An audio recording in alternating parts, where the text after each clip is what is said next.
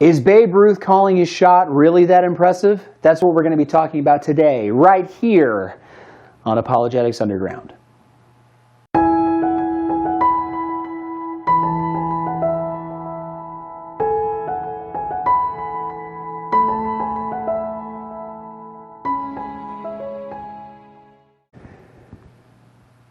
If you are any sort of baseball fan, you've heard the story before. It's the 1932 World Series. Game 3, Yankees, Cubs. And who steps up to plate? Babe Ruth, the most famous baseball player of all time, about to make his most famous home run. Supposedly, what happens is that the first couple of pitches don't go Babe's way. And then, out of nowhere, he points to center field, and on the next pitch, smack, home run, exactly where he pointed. He called his shot. What are the odds of that? I mean, really think about the statistics surrounding that. They're so great, in fact, that plenty of people say didn't happen. They even went as far to interview some of the other players, both on the Yankees side and the Cubs side, during that game. And despite all of the different reports, some of them believing, yep, that's exactly what Babe did. He called his shot and he hit it exactly where he was going, where he called it. To others saying, no, he was just gesturing generally. He wasn't even intending to do that. To others saying, it was a fluke. Still, imagine for a second if that's exactly what Babe did, calling that shot. That's amazing, amazing feat to be able to predict exactly what is going to happen. This kind of leads us into a discussion of the Bible doing just that. But what if I told you that there are prophecies in the Old Testament that blow calling a shot, a home run, out of the water? So before we get into the actual prophecies themselves, let's set the stage a little bit, shall we? Let's talk about who the prophecies were given to, when they were given, and what they were about. The first one that we're going to talk about here is given to Abraham in Genesis chapter 12. You might have heard of Abraham before. He's the father of the Jewish people. He's kind of a big deal in the Old Testament. You probably heard that story about him taking Isaac up on the mountain and sacrificing him because God told him to. More on that story in a later video, but just to remind ourselves who this guy is and when he lived. Because we're looking at a character in human history that we believe lived roughly 2,000 years prior to the birth of Jesus Christ. So there's about the same amount of distance in time between Abraham and Jesus as there is between Jesus and us. So we're looking at about 4,000 years ago. The world was a very, very different place. And Abraham, according to the story in Genesis, finds himself in his hometown, the city of Ur. And it's there that God approaches Abraham and has a message for him. Now, we've been calling him Abraham because, well, that's his name, or at least it will be. But here in Genesis 12, where we're going to be reading, his name is actually Abram. That's the name he had before God changed it.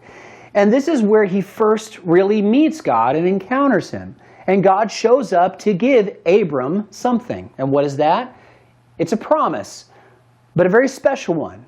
A twofold promise, if you will, with two distinct parts to be fulfilled, both parts at a later date.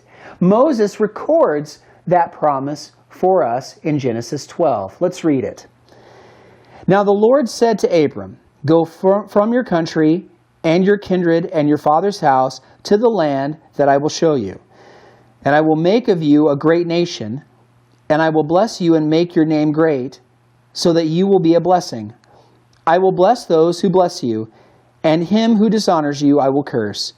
And in you all the families of the earth shall be blessed." So this promise, as we've already said, has two parts. We call this the twofold promise because of those parts. And those parts are, number one, the nation promise, and number two, the seed promise. The first part of this is a soon-to-be-fulfilled promise. The idea that God is going to take Abraham and his family, and through his offspring, he's going to make him a great nation. This is the fulfillment of Abraham becoming the father of what will be the Jewish people. And it's a couple of hundred years down the line where this will happen. So I know, relatively speaking, that seems like a long time, but the second one is even farther in the distance. Because the second one is the seed promise. And it's this last part of the promise where he says, through you, all the nations of the earth shall be blessed. It's rendered another way in another section where he says, through your offspring shall all the nations of the world be blessed. The first part's the nation promise, but this is the seed promise, or we might call it the heir promise. What he's saying is that much later on, through the genetic line of Abraham, God will bless all the nations of the world. Abraham's going to be made into a great nation, but through that nation shall all the nations be blessed. Many biblical scholars consider this to be one of the earliest messianic prophecies. What's a messianic prophecy, you might ask? A prophecy in the Old Testament concerning the coming Messiah, the real main character of the Old Testament.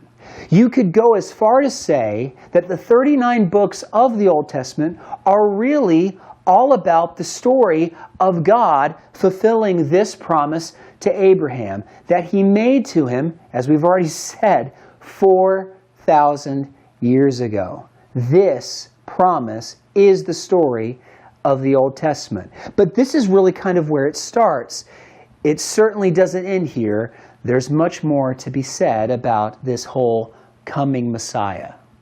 Before we keep going, let's take just a minor step back, because we know where we are. We know what we're looking at, the prophecies concerning the coming Messiah in the Old Testament, starting with the one given to Abraham in Genesis 12 about 4,000 years ago. But what's the big deal with this Messiah thing anyway? And what does that even mean? The truth is you've probably heard that word before. You've heard Messiah or a variation of it, like Messianic, before. And you know, frankly, where it is we're going with this. Yes, this is where we start giving the Jesus talk. But let's focus on this whole concept of Jesus being the Messiah. Instead of that just being a word referring to Jesus, let's ask what that word really means. And in order to do that, I think the best place to start in Old Testament history is to jump ahead to about 1,000 years before Jesus with two guys named King Saul and King David. So we encounter this concept of the Messiah with a guy named Saul the Benjamite. And he's a pretty important dude because he's going to be actually Israel's first king. You see, up until this point, the people of Israel in the Promised Land were led by a series of leaders called judges. You probably heard of a few of them. Guys like Gideon and Samson. They're judges. And so is Samuel, who this book that we're about to read from is named after. And he's important too, because while Saul is Israel's first king, Samuel is Israel's last judge. You see, the people come to Samuel and say, we don't want judges anymore. We want a king. We want to be like these other nations who have kings. Well, Samuel thinks that's a pretty bad idea, and God's inclined to agree with them. But because the people want one so bad, God decides to give them a king. And the one that gets picked is this guy, Saul, herefore named King Saul. And before he's crowned by the people, Samuel is sent by God to Saul to perform a very specific ceremonial rite before he's given over to the people to be named their king. And it's recorded for us, again, by Samuel in chapter 10 of 1 Samuel, verse 1. Then Samuel took a flask of oil and poured it on his head, and kissed him and said, Has not the Lord anointed you to be prince over his people Israel? And you shall reign over the people of the Lord, and you will save them from the hand of the surrounding enemies. And this shall be a sign to you that the Lord has anointed you to be prince over his heritage. So Samuel anoints Saul as king of Israel. That word anointed there is important because in Hebrew that word is Mashiach, the anointed one. That's what Mashiach means. Did you catch the similarity of that word? When we take that word Mashiach and make it into a new English word, which is called the process of transliteration, we come up with the word Messiah. That's what Messiah means, God's anointed or anointed one. That means that Saul is a Messiah. You didn't know there were more than one, did you? There's actually a few others. One you might have heard of. You see, Saul is the first king of Israel. But the second king is the most famous. He's a young guy named David. Really, the idea of being the Messiah, the anointed one, means being God's chosen representative. That's really what's being communicated when we talk about this idea of anointing. And Saul, though he has a pretty strong start, doesn't really fill the bill. This guy Saul actually starts sliding quite a bit because, well, it turns out that even though God validated the choice doesn't really start with God. It starts with the people. You see, one of Saul's biggest claims to fame in order to be king was that he looks like a king. He's the tallest guy. He's broad-shouldered. He looks like a fighter. He looks like a leader. He's kind of, Superman-ish. So they say, that guy's kingly. Let's make him a king. And it goes well for a while until things start getting away from him. And then it's time to pick a new king, David. Now, the story of David's selection as king is fascinating to me, especially in the context of this whole Messiah business. Because the same thing basically happens again. God decides, okay, time for a new king, so I'm going to take Samuel, the same guy that anointed Saul, and send him to the house of Jesse, because one of Jesse's sons is going to be the next king, and God wants Samuel to anoint that king. So Samuel shows up at Jesse's house in a little town, also one you might have heard of, called Bethlehem. And he goes there and he sees that Jesse doesn't have one son. He doesn't have two sons. He has a lot of sons. And he starts looking over all of these different sons, deciding, I wonder which one it is. And that's where Samuel first encounters Eliab, David's oldest brother. Look what he records about this first interaction with Eliab in 1 Samuel 16. When they came, he looked on Eliab and thought, surely the Lord's anointed is before him. But the Lord said to Samuel, do not look on his appearance or on the height of his stature, because I have rejected him. For the Lord sees not as man sees. Man looks on the outward appearance, but the Lord looks on the heart. I hope you see the role God's choice plays in the Messiah. Man doesn't pick who the Messiah is. God does. Even if we're talking about a Messiah and not the Messiah. More on that in a moment. But for right now, let's focus on David's anointing. Because Samuel goes to Jesse's house, sees Eliab, sees how big and strong and strapping and supermanish he looks, how kingly he looks, and says, surely this is the guy. But God says, no, I've considered him and I've rejected him because I'm different than you. I don't look on the outward appearance. I look to the heart. Which is really a little bit of a clue as to David's future nickname, the man after God's own heart. And it's here, after his initial encounter with Eliab, that Samuel starts going down the line to all the different sons. But every time he gets down the line to the next son, God says, nope, not him, I've rejected him. No, not that one either, until as far as Samuel can see, he's run out of sons. So he looks to Jesse and asks him this question starting in verse 11. Then Samuel said to Jesse, "Are all your sons here?" And he said, "There remains yet the youngest, but behold, he is keeping the sheep." And Samuel said to Jesse, "Send and get him, for we will not sit down till he comes here." And he sent and brought him in. Now he was ruddy and had beautiful eyes and was handsome. And the Lord said, "Arise, anoint him, for this is he." Then Samuel took the horn of oil and anointed him in the midst of his brothers. And the Spirit of the Lord rushed upon David from that day forward. And Samuel rose up and went to Ramah. I just love the story of David, especially how it starts here. No one thinks David can be the next king. So much so that Jesse leaves him in the field when Samuel comes to look at his sons. So he says, "David, you don't worry about coming to meet the prophet. You just watch the sheep. These other boys, they'll fit the bill." But no, it's not man's choice. It's God's choice. And God doesn't want these other brothers. He wants David. And then we have the next chapter where he fights a guy called Goliath. Gets off to a really good start. But here we're looking at the standard, the precedent that's been set for this person called the Messiah, the anointed, God's chosen representative. He has to be God's choice. And we've also noticed that God doesn't look to the qualifications and the characteristics that man looks to. He looks to the heart and makes the choice for himself. So now we've got this idea of what the Messiah is. The precedent for it has been set. And we see that David and Saul and the other kings are called Messiahs. But again, they're a Messiah.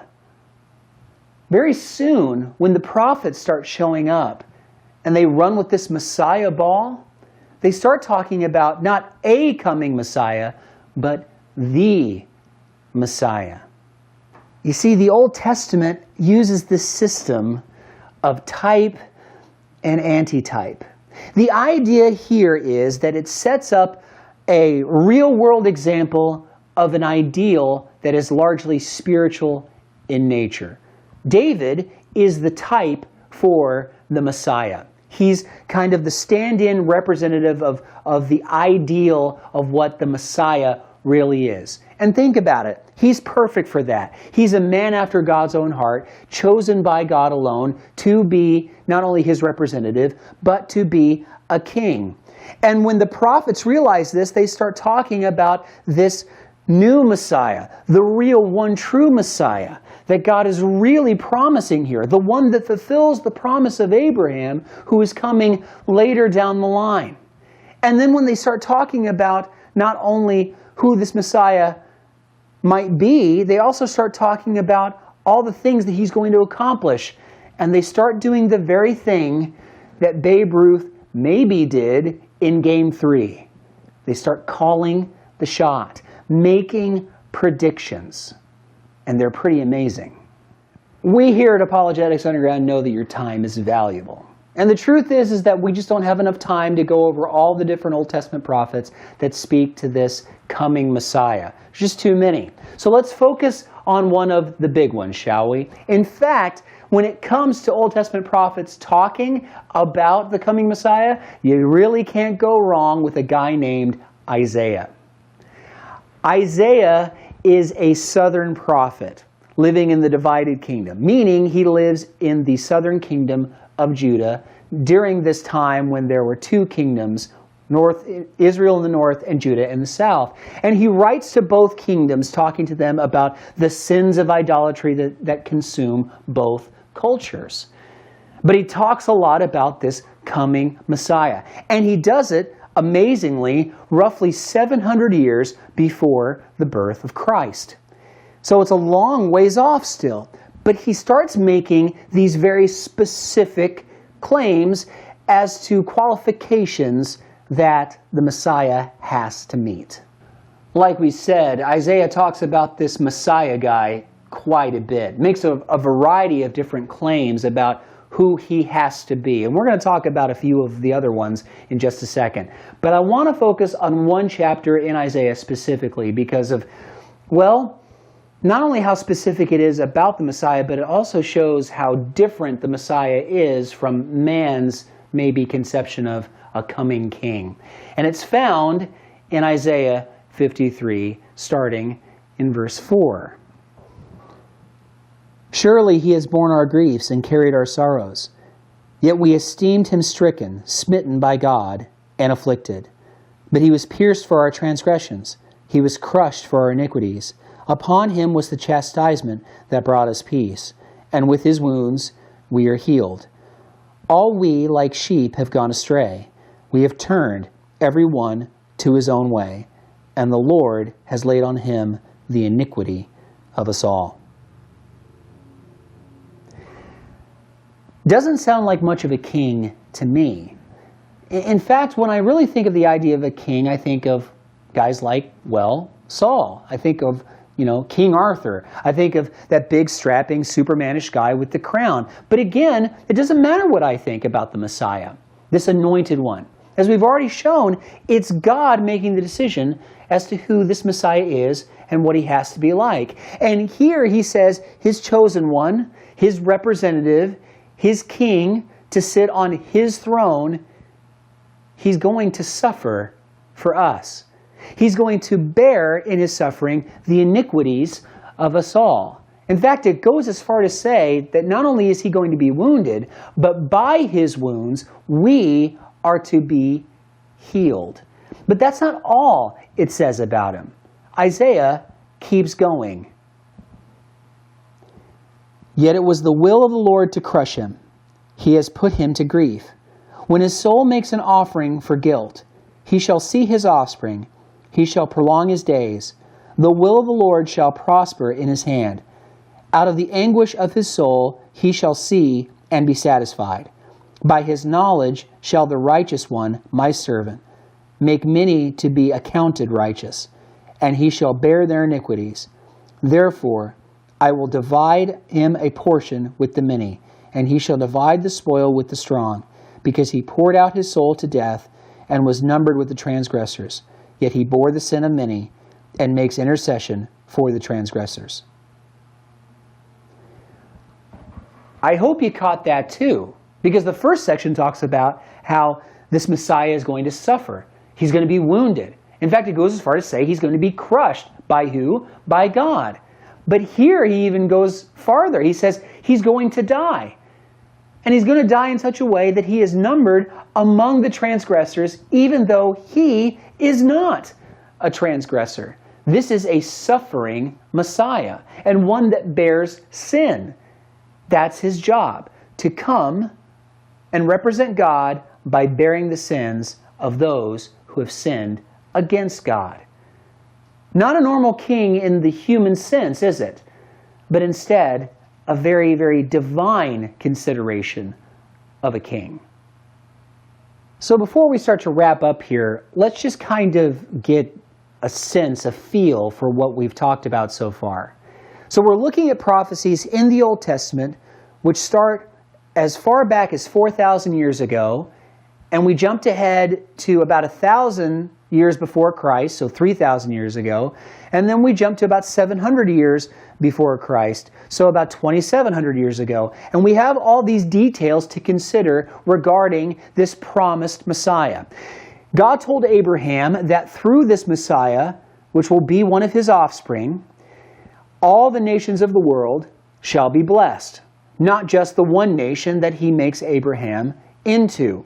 Then we discovered in this conversation of what the word Messiah means, that this Messiah is going to be God's chosen representative, a king. And what's interesting about that is that it's not man's choice or man's decision or man's idea as to what a king should be. It's God's definition of what makes a king. And then we saw in Isaiah, again, 700 years before the birth of Christ, that this king, this divinely chosen king, this Messiah, is not going to be one that just reigns and sits pretty on a throne and looking really good in a crown. No, he's going to suffer, he's going to be wounded, he's going to be crushed, and and he's going to die, numbered among the transgressors, even though he's not one, so that he can bring salvation to those transgressors. That's quite a picture of this Messiah. But when we consider them, before we start answering who this Messiah really is, even though I know you're starting to figure it out, we have to really think about something. The variety and the number of all of these different prophecies. We've already talked about baseball, but let's talk about a slightly different game, shall we? Let's talk about playing the lottery. I know that's not something you expect to hear about when you're watching a Christianity video, but just go with me on this. Let's say you go up to your wife and you tell her, "Sweetheart, I predict that one day I will win the lottery." That's really not an outlandish prediction. I mean, because there's all sorts of ways you can win the lottery. You can just go and buy a simple cheapo scratcher and discover, hey, I just won $5. Well, guess what? You're a prophet. Your prediction came true. You won the lottery. What I'm trying to show you is that the more specific the prediction, well, the less likely it will come to pass. Let's say you go to your wife again and say, "Sweetheart, I predict that one day I will win the lottery and I will get no less than $10 million. More likely or less likely? But let's keep going. Let's say I predict that I will win no less than $10 million by playing this set of specific numbers that will all be hit. Now we're in astronomical territory. So much so that you might as well not even bother playing. Because even though sometimes people win the big bucks, the chances that you will win the big bucks are very, very low. Let's bring that idea back to the Messiah. You see, we've already made a few predictions from the Old Testament as to who this Messiah has to be, what he has to do. We've talked about how he has to be in the family of Abraham. We've talked about how he has to suffer and die, and that he has to be counted among the transgressors. That's 3 ways in which we have to be specific with our predictions, and the ways in which our predictions have to be fulfilled. But let's add a couple more. That's just 3. What if we add another 5, bringing our total up to 8? Here's some other ones that the Old Testament talks about. That the Messiah has to be born in Bethlehem. That he must be born of a virgin. That he has to have his hands and his feet pierced. That he has to be buried with the rich when he dies. And that he will not have a single bone broken in his death. Now we're up to 8. Imagine the astronomical conditions and chances that it would take for one guy to fulfill all of that. Let's bring it back to Babe Ruth. He goes up to the plate. He points to center field. The pitch is thrown, and crack! He nails it. Amazing. So amazing that a lot of people don't even believe it happened. In order for Babe Ruth to replicate the conditions that we're talking about concerning this guy known as the Messiah, he would have to not call 1 shot and nail it. He'd have to call 8 shots in a row and nail it. But what if I told you that the number is much, much higher than 8? What if I told you that within the 39 books of the Old Testament, there are over 300 specific prophecies leveled for the Messiah to fulfill? So now what does Babe have to do? He has to nail not 1, not 8, but the next 300 shots in a row, calling them out and placing them in the exact section and seat when the ball lands. I think we can understand that that's not just unlikely, it's all but impossible. I think you see that there's an awful lot to unpack here. I mean, just those 8 predictions alone would take a while. And as we've already said, we want to be respectful of your time. So I hope you'll come back and join us for our next conversation in this video series, where we start to see if there's anybody that actually does fulfill those 300 requirements. Let's see if somebody can actually go up to the plate and hit 300 home runs in a row. Because if there is, that's a guy that I think we have to take pretty seriously. But that's another conversation for another time. For right now, we'd like to thank you for joining us right here on Apologetics Underground.